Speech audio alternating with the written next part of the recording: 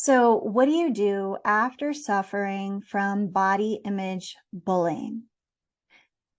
So, obviously, here's the interesting thing. A lot of times people who have suffered from the body image bullying, they get the idea that there's something wrong with the way that they look.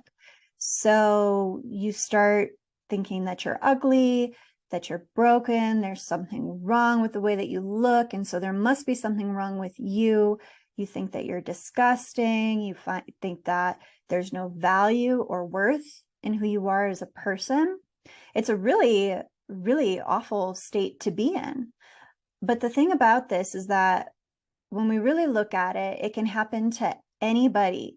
It doesn't really matter what you look like. It happens to people of all shapes, sizes, and backgrounds, regardless of how much money you have, regardless of the education that you get or the opportunities, privileges that you have in life, regardless of whether people told you looked disgusting or they told you that you were very attractive. It can happen to anybody.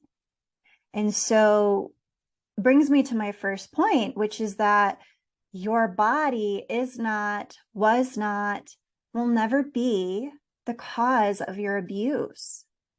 They're two totally separate things.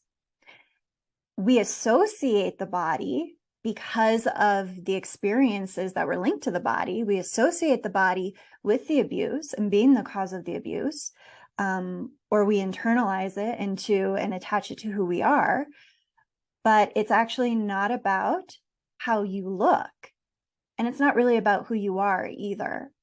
So the thing about abusers is that they look for sensitivity, and then they try to manipulate you through your sensitivity or your vulnerabilities, those things that you feel a little uncertain or unokay with, or that you're questioning inside yourself.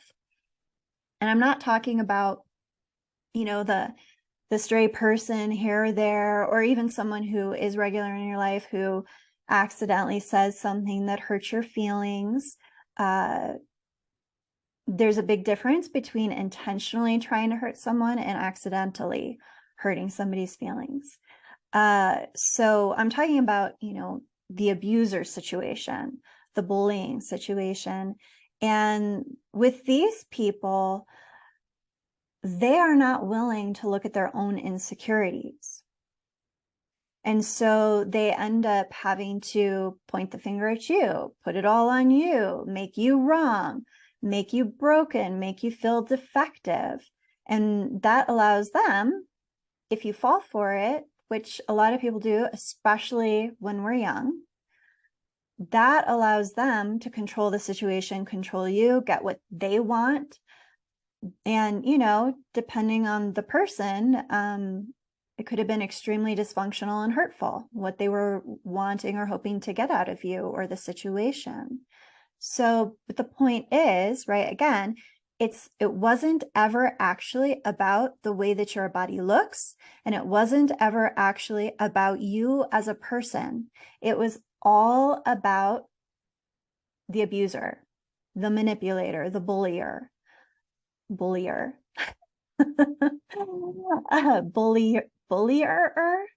Bullier. And so it wasn't about you. It wasn't about your body or how you look. So obviously working with a practitioner can really help you work more deeply with this. But this is the first thing, if you're just now starting to think about it, that's what I want you to consider is your body is not the cause of any bullying or abuse that you've experienced in your life. And it never really could be about that. So if you find yourself in a situation where, say, this is something from your childhood, and now it's 20 years later, maybe you even have children, and you still hate your body, you're still uncomfortable in your body, and it makes you feel not okay and not worthy, not good enough as a human being. I understand it's hard not to feel that way when you've heard it on repeat for so long. However, the solution really is in changing how you perceive and view yourself. That's where the solution is. So there are a lot of different paths that you can take to get you there, from point A to point B or Z, wherever you want to go.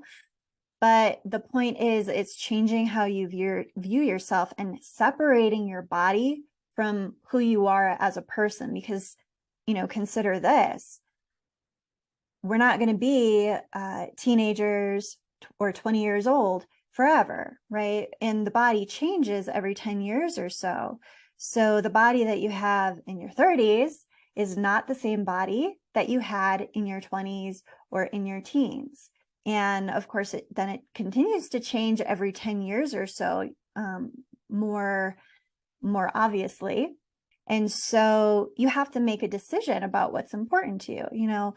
Hopefully we get to see the day where we are old and gray and wrinkled and all of the wonderful things, the deepening of self, that finding that richness of who you are as a person, because you can no longer, you could try, but it becomes harder and harder the older you get to attach who you are to the way that you look. So you have to make the decisions. Who are you as a person? And if you start separating that out from how you look, it gets easier and easier. So you decide what's valuable to you. Who do you want to be? What kind of experiences do you want to have in life? That's what really matters. And so I would say also ask yourself, so far, what has believing what other people have said to you about your body or about you, what has that done for you so far?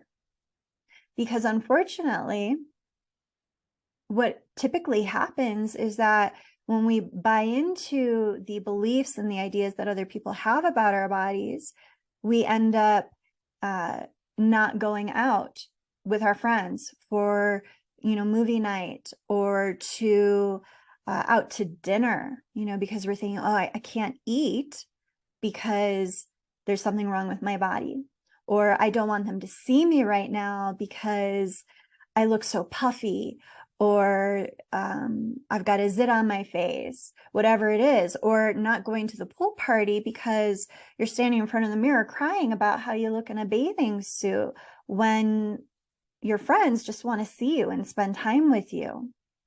And so what has believing what people have said to you, what has that really done for you? Has it kept you from living your life and having the experiences you want to have? Or are you able to go out and live your life anyway because you decide what you're going to believe and what you're not going to believe? I'm not saying that you have to think that you're, the most beautiful person on earth, but you can change how you think about yourself so that the way that your body looks becomes less of a focal point. I'm not saying don't take care of yourself, because health is important, but it shouldn't be the driving factor in the experiences that you want to have in life. It's just kind of secondary. So if you'd like to add to the conversation, you can leave a comment below. I would love to hear your thoughts on this. Obviously, there's a lot to talk about with this subject, but until next time, I'll see you guys later. Bye.